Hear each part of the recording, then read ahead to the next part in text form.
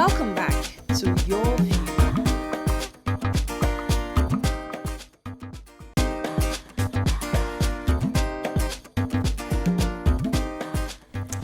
Thanks for staying with us. So a new research from the Tony Blair Institute has revealed that part of Africa could suffer a massive unemployment crisis by 2050. The report predicted a shortfall of 50 million jobs, which will serve as a wake-up call for governments across the continent as well as international donors and agencies. The report also found that countries with high economic potential such as Ghana, Kenya, Liberia, Malawi, Nigeria, and Sierra Leone are failing to transform and achieve growth. With these statistics, what are the alternative ways for the Nigerian youth to gain employment? Now, what are your thoughts on this? Call us on 070-8066-8014. You can also tweet to us at TVC Connect. Please hashtag YourViewTVC so we can read your tweets. So the research actually is very extensive. We're not going to focus on all the angles. But our focus really, because we're talking on unemployment for the Nigerian youth, what are the options? And I think it was yesterday or 2 days ago, I was telling that Tokpo was trying to solve a problem by initiating and starting this project. And we're saying young people must find a problem to solve. So we're discussing it because we need to bring it to the fore that young people must see themselves as solution providers. So what are your thoughts on this research and the direction for the Nigerian youth going forward? And there's a Nigerian research that said that 2 million people lost their jobs in the last 1 year. In 2015, they were saying about 1.5. And they were projecting about 5 million people, in the next 4 years. And that is huge because before these statistics, we already had a huge unemployment rate. We even have a huge underemployment rate, And so it is right for us to start to discuss solutions immediately. Rather than have one source of income, as many people as can have 2-3 sources of income. So what small business are you doing on the side? And I find that this thing there's some gender issues. A lot of women are ready to do business. While they're in school, they're selling gold, they're selling hair, but men are, I go to school, I'm waiting for employment. So a lot of our young men these days are unemployed. So we must talk about solutions moving forward. If not, we're going to get into trouble. In thinking about this, it's always confusing how we got here. I remember we were not so educated when we were the strongest in Africa back in the 70s. It was basically agriculture. We were farmers and we were very strong. Yes. We're not this educated. So by the time we got very educated, we were missing it. So I don't understand how we were entrepreneurs as uneducated people and now no longer employable as educated people. It's confusing anytime I see that. Because the industries are no more. All the textile industries, all the various sectors. That's exactly my point. Right. And in the research that we talked about the Tony Blair's analysis, they categorize Nigeria amongst other African countries, Ghana, Malawi, a lot of other African countries whose strength is in their people, the numbers and the ability of their people to till the soil, to do the work, the hard work. It's no longer easy for anybody to do the hard work. You don't even want to consider. I once talked to someone who was a graduate of mechanical engineering and electronics and all that. And the person was like, no, I went to school, I cannot, but you're a mechanic. Do you understand? So I really don't understand how this is not true. When we've derailed, we've lost the So, how many of us want to farm? I read about Singapore and how they have the highest number of millionaires in the world. 1 in 35 Singaporean citizens. Like they have millionaires everywhere. As in, when you get 35, one person is a millionaire. Everybody is so rich. What makes them different? What did they have? They didn't have resources. It's the brain. It's the human beings taking up responsibility of bringing solutions to the table. When we talk about restructuring, I'm always talking about the fact that it is not restructuring that will solve our problem. Our problem is lack of good governance. But restructuring is vital because we've built a system of dependency where everybody looks up to the center and they won't work. They go there to get it. Our children are raised to understand that mommy will take care of me. Even when I'm 30, I'm going to be my parents, they will feed me, they will house me. We're not being pushed out to solve something and hustle our way through. Right. And that is the beggarly attitude that has kept us where we are till today. And we cannot solve it until we start moving out. Queen, you said something earlier that I wanted to throw a latch on. I was talking to somebody recently saying that initially I thought there were too many tailors, too many designers making clothes, every corner. But the problem is that they still disappoint. Yeah. A lot of dressmakers still disappoint. So obviously we don't have enough. Yes. Because if we have enough, everybody will sit up. Yes. And meet there. Because I have somebody taking my clothes for 2 months. I'm not doing it. I'm not doing it. I have somebody promising that don't worry, by Monday you will get it. I don't get it until maybe Friday. So the reason why we still get a lot of disappointment because there's still room in that space. I also think so, that. Let me make the point. So the point is that no matter how many people are doing certain things, you can still be the best in that sector. So don't feel it's saturated. That was the point I'm trying to make. Another option is that the work ethic. Right. In Bolomalo, anyways, there's nowhere to run to because everyone else is doing like that. You think your mechanic is stealing you blind. You go to the next mechanic, is even worse. You know, our work ethic, we have lost the moral of dignity in labor. How many of us, now, I think that the problem was when the colonialists came with their formal education, we lost our own informal education, where a goldsmith would hand over his entrepreneurship to his children, his grandchildren, his great-grandchildren. By the time a child is 12, the child is already taken after your father. He's already equipped, he's able to set up himself and, provide for Let me take Mubarak. Mubarak, thanks for calling. Go ahead. Are you there? He's listening on TV. Hello, Mubarak. From Lagos Island. Okay, we lost that. I want to talk about something. The spirit of adventure.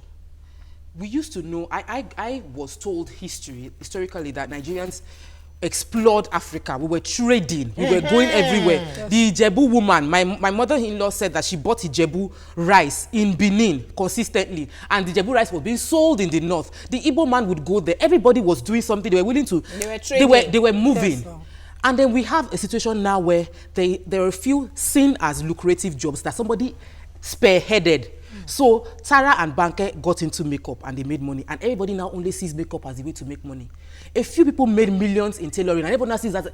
Why can't we begin to think of, and banking is what everybody wants to do. Whether you're a doctor or a lawyer, you want to work in a bank because it seems like the oil company. Why are we not thinking creatively? We have a guest coming on this show that left his country and came to Nigeria. Like, I'm wondering, what are we all doing? Why can't you go to South Africa, go to Abuja, go somewhere and look for an opportunity? All right, let me take Felix. Felix, are you there? Thanks for calling. Yeah, good morning. Go ahead, please.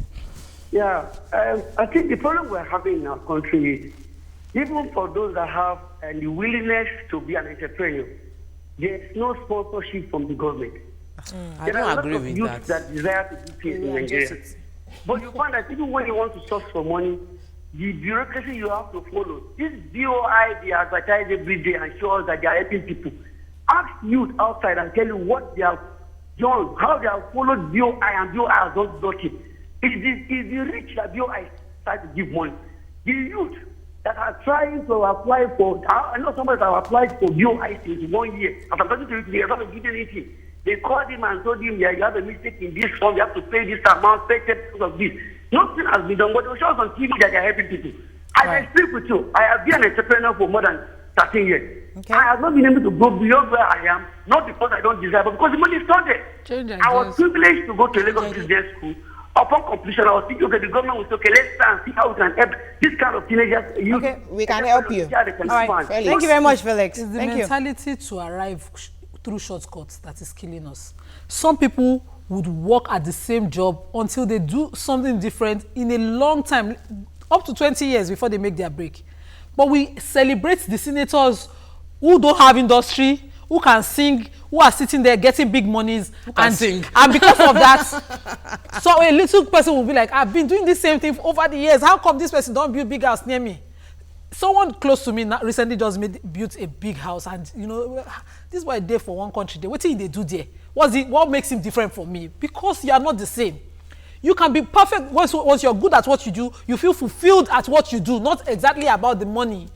you will do it to the point where you hit your jackpot. Right. Yes. It doesn't have to be until, you know, shortcut. I just want to arrive. You want to go to the clubs and buy a bottle of champagne for 1 million naira. Oh. And before you say you have arrived. You know, interestingly, before I got TVC's job, because when High TV went down, and I was home, you know, I just got married, I didn't have a job, we were home, and I started weaving hair. Lobaton. My neighbor, I was in 1004. I will knock on their doors. Hi, I live on 20185. I weave hair if you want me. I was doing that just to get by as an unemployed woman who was married. Before TVC now called me and said, okay, come over to TVC. So the point is that people don't see those little opportunities. You see, when the military boys came and there was crude oil money that was free and they started employing everybody for doing nothing, spreading free money, that's where we lost our dignity in labor. Because I started another job and I started empowering people. This job, some people will come and say, it's not selling, while somebody else that does not have money will just see the opportunity. Come to me and say, Jumoke, I'm very interested. How do I do it? How do I sell it? How do I do this? And turn 0 naira to 100,000 in 2 weeks. Wow. So we have lost the dignity in labor. Let me take this call from Kwara State. Abdul Ghani, are you there? Yes, I'm here. Good Thanks morning. for calling. Morning. Go ahead, please. Ladies, how are you doing today? Very good. Very Go good, ahead. thank you. Yeah, I'm happy for the discussions you are talking about today. But today, we don't have graduates who are well-baked. We have updated Formal graduates education. in our society today. One, let me start. I graduated from Bayero University, Kano in 1999, but I did not look for a white-collar job. But I started as a laborer, bricklayer. From there, in 1999, 2000, I got the job from Vamed International to mold blocks for nine university teaching hospitals. From there, that is where I started making my millions. But today, Nice our one. graduates bow are for not you, ready boy. for that. Their dad, their mom are there for them. But today, let me tell you, as I'm talking, I work in Kwara State University, Molete. Yeah. But as I'm working, I don't have money as when I was on my own. I just in University Molete just for a few years. And even I got what I want, I have to quit and Fantastic. be on my own. Thank Please, you. let Thank us you very be much.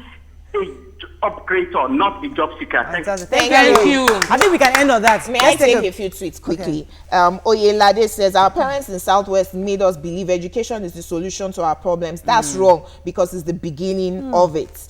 Emmanuel says, 2050, then what are we facing presently in the unemployment sector? And Martin says, Westerners created lots of jobs, pushed out our local content making things difficult for fellow blacks. We're confused. All right. And the final one, Bolu says, our kind of education is what is killing us. Exactly. I think I agree. Okay, let's take a quick break. When we come back, we'll discuss with our guests business opportunities for today's youth. Stay with us. We'll be right back.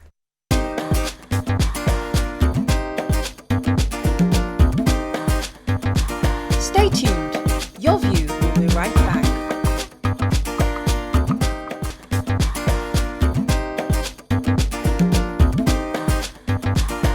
Welcome back to Your View.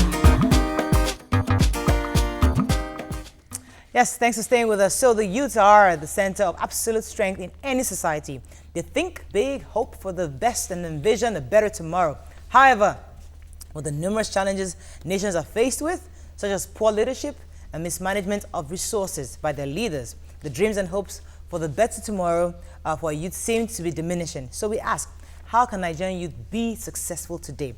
Joining us on the show is an entrepreneur, success and life coach, Dr. Harry Benjamin. Welcome to the show, sir. Hey, thank you very much for having me here, man. You can call us on 070-806-6814. You can also tweet to us at TVC Connect. Please hashtag YourViewTVC so we can read your tweet.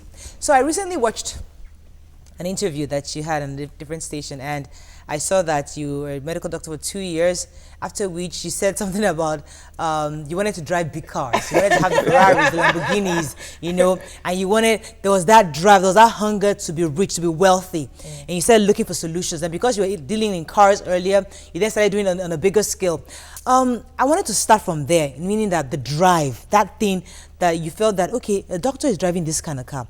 This is not the kind of car I want to. I want to drive a Lamborghini. And this doctor is driving this kind of car. And my parents are saying it's only engineer, lawyer, or doctor that you can be. So that drive, that fire that ignited in the beginning.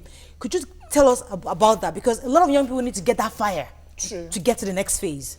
Well, it started for me when I was a child watching this program called Lifestyles of the Rich and Famous. Right. Robin Leach, but today's version of it is MTV Cribs. Okay. So that cultivated in me the desire for a good lifestyle. And I wanted that lifestyle, and I wasn't willing to compromise my goal and desire for that lifestyle. Okay. Now finding a legitimate way to be able to finance or create that lifestyle. Yeah, very important. I realized that business made more sense. And what I later learned, and which is very important for us to appreciate, is wealth versus poverty. We oftentimes think we need to fix poverty, but what we really need to do is to create wealth. If you create wealth, poverty washes away on its own. No, there's a dividing line between that, and I discovered that over the course of time. It begins with having that burning desire to succeed. Okay. So someone has to have that inner burn to be successful, and then that becomes the fuel which will push them forward. Okay. It's easy when you have the inner burn to have it, but to be able to contain it under a legitimate source of income is something that is very difficult where we are now. A lot of things would be attractive to you. How did you contain yours, and focus on the legitimate thing? Well, one of the things about morals is that your conscience is something that develops over the course of time. Okay. Some people just won't do certain things because morals is something that comes up on our inside. I remember just my own experience when I just started in the automobile business. And there were certain practices that business people used to do where they would lower the taxes by doing deals with the customs officers. And I realized that I grew after a while, I couldn't do that type of activity, just inside my own heart. I couldn't. And I realized that it's just an inner growth that happens. As people start to read more books, they start to indulge more in their own spiritual growth, it starts awakening them a moral center. And then they start to make choices that keep them away from doing illegitimate things. Okay. So you left Florida to come to Nigeria 3 years ago without knowing anybody or even a word in Nigeria except Lagos. Now, what is it that foreigners see in Nigeria that we in Nigeria do not see as business opportunities that will make you leave everything, wealth, family, everything to uncertainty, to set up business in Nigeria? Well, when I first came, I came on a whim of the possibility that we could do well with the business that we're here doing. And when I came, what caused me to decide to stay is what I saw. The strongest entrepreneurial spirit I've ever seen in any human being are in Nigerians. For real? I'm not kidding. Hustlers. The word came from Nigeria. And so we have a business that needs entrepreneurs, and this is the land of entrepreneurs. However, I saw that leadership was missing a bit, and I realized that there was the opportunity. If we could train, develop, coach, and have people develop their leadership skills, what we were doing would exceed and succeed. And it has been doing quite well. I have a lot of success stories of people in just 3 years. One of which is Jumoke. That is in just 3 months. In 3 months. Yeah. Okay, so when I heard your story about, like I chatted with you and you were saying you came to Nigeria, for me that just stood out. That you were willing to venture out into the unknown. You've met Nigerians. One thing you can say is we're willing. What would you say is the problem? Is it we blame? What do you think? What would you say is wrong? Leadership. Yeah. Okay. What do you think is the problem? Why do we achieve? There's you mentioned Singapore, all right, and there's one dividing line in the world, not Nigeria. It's the world. There are two groups of people on the planet. There's the poor and the middle class as one group, and then there's the rich and the wealthy as another group. What divides them is their mindset. Now, the single thing is a principle called YOE, your own efforts. 98% of people are guided culturally or educationally into jobs or single businesses that they do. They end up living in the poor, the middle class, because there are only 24 hours in a day. The rich and the wealthy class, they use 4 principles and the word system. The principles are other people's time, other people's ideas and initiative, other people's money, other people's efforts or enthusiasm. If you look at the last 4 letters, it's time. So leverage is the key that rich and wealthy people use. Dangote sells salt, sugar, cement, and there are people outside selling the same thing, but they're not rich like him because he has 30,000 people doing it on his behalf. So that's the key. Now, if you want wealth, you have to embrace that principle. If you don't embrace that principle, you can't have wealth. And you know that opened, because recently I have a fantastic idea that I'm working on in the background, and as I'm building this stuff, when I watched your interview where you said you had to decide between 100% of yourself or 1% of 100 people. And that for me opened my eyes to the fact that, listen, I can't just I have to engage people. For this project to expand, I need to engage multiple people in this vision. I need to transfer that vision. Now, the issue I have seen is people being able to transfer a vision to young people, helping them to buy into it, because leadership. That leadership, they will lack that leadership to be able to get people to be motivated for one thing. How did you get to that point where you're able to get people motivate people? Yeah, so the good thing is this. Understand the root word, motivation. Motive, action. So the motive is why, right? That motive is something on the inside. So as you're interviewing people to collaborate with, what you need to find out is what is driving them. Right. And if you can figure out how to help them to get what's in them accomplished, then they will move. Because people are selfish, right? People are self-directed. So what you have to help them to do is to flesh out what's important to them. If you identify, because some people don't want anything. And if you don't want anything, you get nothing. So you have to find individuals who want something, and then once you have them who want something, so the difference between the poor and middle class and the rich and the wealthy is the size of their goals and the courage to go after them. Dangote, his goals are huge. So because they're massive, because of the result, he employs 30,000 people. If people have small goals, then maybe just their physical body alone, and maybe one other a spouse, and they take care of that. You know, if the goal is school fees, a house over my head, then you don't need to do much to do that. You're in a business that involves marketing and multi-level marketing. When you talked to me, I was like, multi-level marketing, a lot of people doing it. You know, how profitable is multi-level marketing, and how much success have you had in Nigeria? Help us demystify this thing. The whole thing. There's this thing everybody's about, doing networking. MMM, LLM, XAA, ABA. I'm like, I don't even get involved. I mean, I'm happy for her success, but I don't even go. I can't talk to you with a 10 people because there's just too much mystery over what the heck is it. You know, and a very good point. You know, one of the things I learned from one of the leaders in the industry is condemnation without proper investigation. The heights of stupidity. You just called me stupid. Oh my goodness.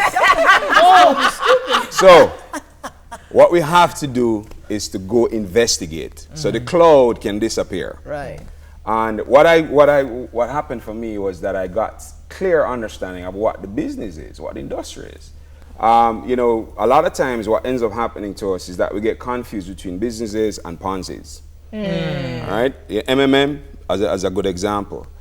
The way to avoid those is don't desire something for nothing. If you want to put your money in and get money back and do nothing to get the money back, then that sets you up for chances of investing in something that's not good. Now, so once we say, okay, I'm willing to do some work, I'm willing to do what my part to get a return, then you will avoid making that error. The next thing now is to look at what's the product or service that is being offered. Is there a product? Is there a service? Because those are the two things that generate money in the world. Yeah. So if somebody's not exchanging a product or a service of value, then what are people paying for? So that will help us to avoid making the wrong investments. Okay. Now, in terms of succeeding, you know, let me give you some examples because we have some people who are young, 18, 20. One young lady, her name is Dunia Mako. She used to earn 14,000 naira selling Dead skin products in the mall. She was introduced to the opportunity. That young lady now is lending money to her mother. All right, she's 20. We also have another young lady who lost her job in the bank. Her name is Monica Nyoka. She was working for 10 years, top business manager. You know, if you sneeze in the bank these days, they use it as a reason to let you go. She lost her job. Her husband lost his job in the airline at the same time. So both of them were without employment. What do you do? Suddenly, no money. She came to our presentation, she got involved. Her son benefited from the product. You know, his sickle cell crisis abated. You know, she no longer had to go to hospital every month because of the product, health benefits. Okay. But the important thing is that she supported her family for the last year. 2 years now, almost 2 years financially. No longer wants to work a job. She's earned several millions. So you say investigate. Don't just say this might be a scheme. Find out about this. Okay. Thoroughly. Let's go on a quick break. When we come back, we'll take some phone calls and tweets. Stay with us. We'll be right back.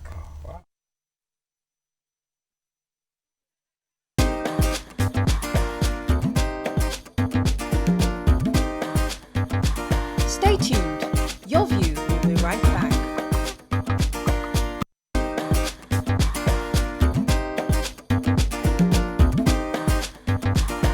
Welcome back to Your View. Thanks for staying with us. So, Tokwe?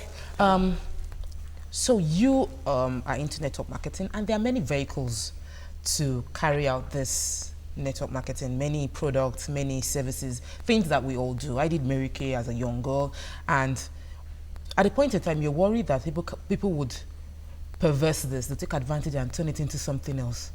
So how do you ensure that you stay true to the message, and how do you get people to even listen? Because there's this aversion that once you say network, they say network, I'm not interested. How do you get them to listen? Okay, well, you know, I don't go about trying to get them to listen.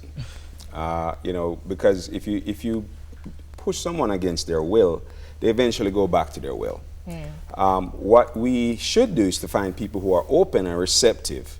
Now, their example will become a shining light that the non-receptive ones will now start to pay attention. For example, look at Richard Tucker, who came to Nigeria a couple of years ago. He's Jamaican. He came here starting the same business that we're doing, using the platform. And he used to take Damfo, Okada, Keke Marwa to go around to do the presentations. He now has his own Corolla. He's helped several people in Nigeria to earn millions of naira, in Abuja, in Lagos, and you know, spreading to, he's planning to go over to Warri. Wow. You know, these names we didn't even know when we got here. Dr. Harry, you make it sound like, you know, you just got registered and all that became easy. How long does it take to become successful? How hard is this work? And how committed must you be for you to be successful? All right, so let's look at hard, right? Because hard, all right? Is being poor hard? It is very hard. Okay, is becoming rich hard? Yes, it is hard. So it's just a matter of which hard we're going to choose. Yeah. Let me take this call. Benjamin. Benjamin, are you there? I like that. One easy way. Yes, Benjamin, are you there? Yeah, very well. Thanks for calling. Go ahead, please. How are you? How are you doing? Well, good. Very Go good. ahead, please. I love your program so much. Thank you, sir. I've been watching your program for quite some time. Thank you. But just of recently, it looks as if your views, you know, veering off your target. Oh, really? Like this one, I don't know what you're promoting. What is it? Are you promoting your individual ideas or what? Concerning what? Sorry. Are you not asked to educate the public? Okay, I didn't You're get that. marketing yourself. Is that what you're asked to do? Marketing. Okay, Benjamin is saying this as marketing, that we are marketing ourselves, promoting our own agenda.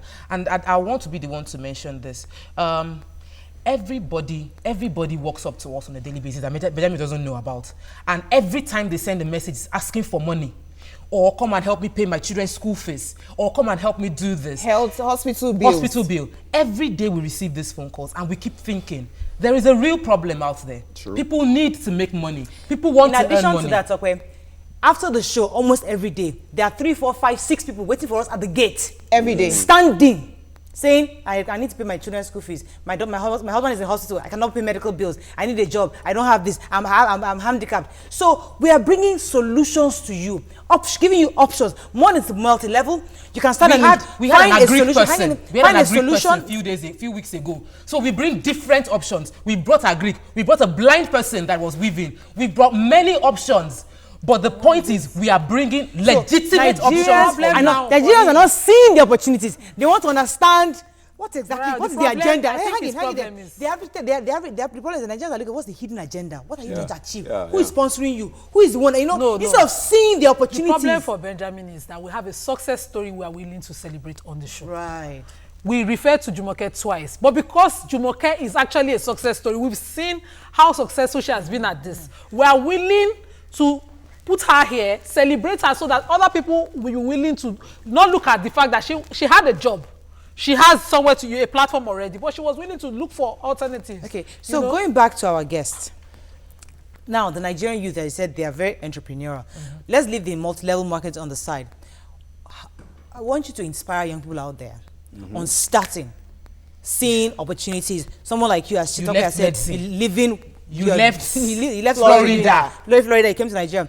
How do we identify those opportunities in this country, aside from multi-level marketing? What are the opportunities? Well, the way to find opportunities is to look for problems. All right? Behind the problem is the opportunity. If you solve the problem, money comes. To the solution, not to the problem. Right? So if you focus on the problem, then you keep having more and more and more of it, and it expands in your view. But then if you start to think about, how can I solve this? Now, one of the big problems that exists is people don't have income.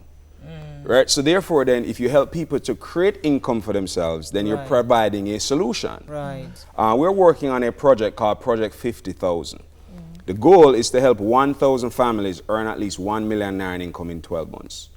I've been pretty successful so far in helping about 55 so far climb over 1 million. I have some who have earned several million. I have a couple who has bought a home and a car in just 3 years. And for 8 years worked as a manager and was unable to do that. Let me take this call from Temitope. Temitope, are you there? Yeah, I'm here. Good morning. Thanks for calling. Go ahead, please. Yeah, I'm really enjoying the program right now. I think this is my first time listening to the program. It's really a nice one. I'm a student. Thank you. And currently my school is actually on strike, but what was that? It should be a good thing when our youth learn to understand that we don't have to depend on government. I'm a nursing student, but despite that, I am an upcoming entrepreneur. To be candid, it is not easy. And I'm really enjoying the doctor. I think we need to be disciplined and then patient, because when you're starting things like this, being an entrepreneur, it's not something that's easy at all, because I spent every of my peanuts on my business that I'm coming up with. All right. Okay. Thank you very much. Yeah, go ahead. I want to take it few tweets. Four Corner says, hi Stella, restructuring will not be at the instance of any elder statesman. Ponle says, unemployment is a choice. If you have hunger for wealth, you would create something out of nothing. Omeka says, nothing like opportunities for Nigerian youth. If you don't have Godfather, we only live by God's grace and nothing more. Adebayo says, excuses are the major reasons why people refuse to do things. How do you overcome that? And Blessing says, what is the best thing to do when you don't have enough capital to start up a business and there's no loan available? Somebody answered and said, do many jobs to earn your startup investment. Okay, so people who are looking for opportunities, how can they reach you, Dr. Benjamin? Harry. We'll talk. Let's not go there, because that's the information. But I need to transfer one information that I got from Dr. Harry. And I think that's the same model that Tara used and we've seen. Don't focus on what you're doing. Focus on how you can make other people do what you want to do in that multiplier effect. For example, Dangote, Tara was a makeup artist. She started not just being a makeup artist, she started empowering young people to be other makeup artists where she was spreading out. So she started building an industry. So if you are an entrepreneur today, you make cakes, you make clothes, you do makeup. Don't just look at it, me want to do cakes. Start empowering other people. Create that network of people who create cakes. They are someone going to be connected to you, because eventually you're like the pioneer of that. But think of that multiplier effect. That's how you create wealth. And don't give up. Am I right? Correct. Because you can't do it on your own. If you think you could do it on your own, you can't have wealth, because there are only 24 hours in a day, and that's the challenge. Right? So the hours that you could work are already limited. Fantastic. So the only way to multiply that is to create more hours through other people's efforts. Fantastic. Cool. All right. Thank you so much, sir. We have to round up. Unfortunately, we are running out of time. Can we have time for one tweet? Okay. Daramola says the guest is on point. All right. That's it. Let's end okay. with that. Thank you very much. Let's all we can take on the show. Have a lovely day. We'll see you tomorrow. Bye.